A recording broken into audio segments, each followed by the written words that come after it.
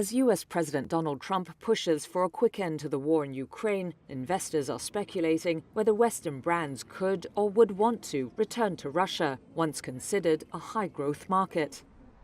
More than 1,000 brands have left Russia in the last 3 years, some by selling or abandoning assets. Others had their assets seized by the Russian state and a sale forced through. Western companies have acknowledged losses totaling $107 billion in write-downs and lost revenue, according to a Reuters analysis a year ago.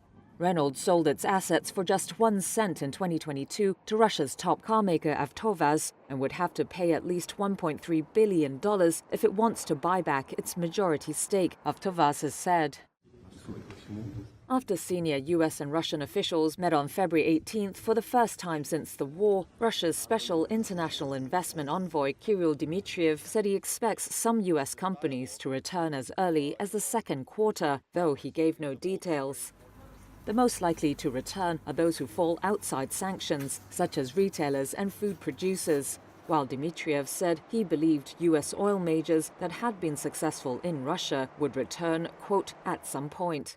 A senior Russian lawmaker has said Visa and MasterCard would soon restore payment services, but for now, sanctions bar financial or related energy services from being offered to Russia. Some of the world's most popular brands have been replaced by Russian imitations. The more than 800 McDonald's restaurants in the country now operate under a local brand. And Starbucks is now called Stars Coffee under new Russian owners. Some locals say they have missed Western brands. It is very much felt. For example, Uniqlo, where one could buy basic t-shirts. I'm talking about a budget-friendly segment where most people shop. McDonald's got worse. There are no potato wedges anymore. But others say it's been great for homegrown products. Our local brands produce things that are absolutely no worse than Western ones. Car makers may have a harder chance of getting a foothold again. Chinese rivals now have more than half of the market share, up from less than 10% 3 years ago. Russia controls a handful of Western companies under the guise of temporary management. This year, it has quickened its pace in seizing assets of companies with links to foreign ownership. It may take more convincing for investors to return.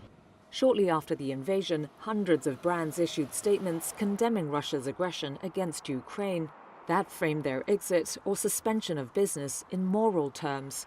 If a deal to end the war rewards Russia with Ukrainian territory, those companies will risk reputational damage by returning.